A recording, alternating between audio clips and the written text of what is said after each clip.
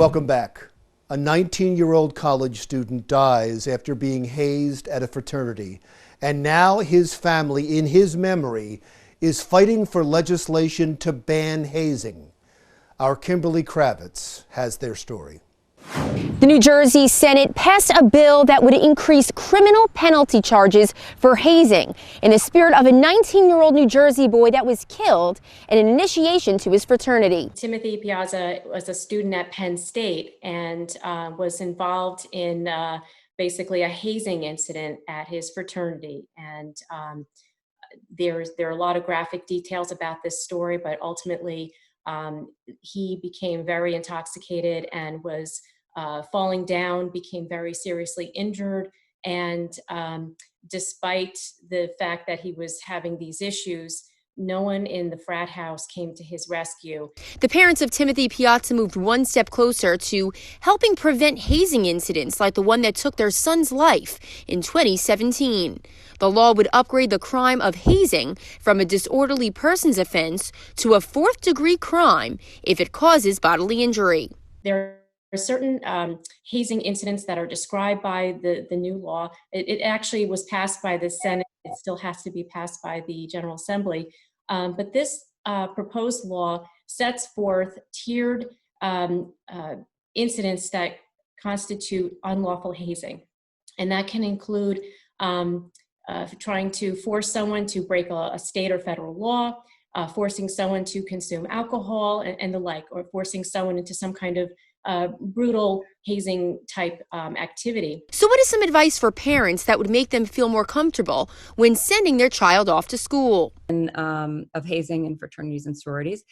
And so I think it's really important for parents and for the students themselves to be aware of the histories of the organizations that they're seeking membership in or thinking about joining, and to do some homework, to talk with folks at the college or university, find out if there's a history of hazing. I feel after hearing about what happened to him was so terrible and devastating, and I can't imagine someone's parents going through what happened to their son like that. You send your son off to college like hoping that they find their good friends and people, and just for him to join a frat thinking he found where he belongs and for it to turn so terrible is horrible. Timothy's parents, Jim and Evelyn, have made it their mission to travel to college campuses to advocate against hazing. I think that was such a tragedy and that we need to bring more awareness of it. And I think that the parents going around and talking about it at universities can show people that it's really not worth it, and they can see the effects that it has not only on that person, but what it has on the parents. The women we spoke to that are in sororities tell me that bullying and hazing do occur in Greek life, and that it's imperative that something be done about it. Sometimes they'll make them sit on like a washer machine and tell them like, you need to lose this amount of weight. And then with boys, I know that drinking is very like the main way that they haze, which is really sad because it's like that's supposed to be your brother and they're forcing you to drink all this alcohol when that could be very dangerous for you. When you join a sorority, when you join a frat, like you feel cool and you don't want to upset like your older sisters or anyone, so you kind of get upset and nervous to like say anything when you see something going wrong, but it's the right thing to do in the end because death is not worth hazing. The Piazza family has already settled separate litigation with Penn State and the fraternity their son belonged to, and now they continue their crusade to change hazing laws in memory of their son.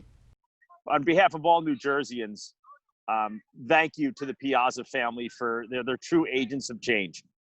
By passing this anti-hazing bill, our kids are going to be safer here in New Jersey.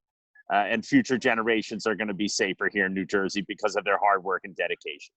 And the hope is that this piece of legislation will act as a model for other states to implement into the future. Reporting for Jersey Matters, I'm Kimberly Kravitz.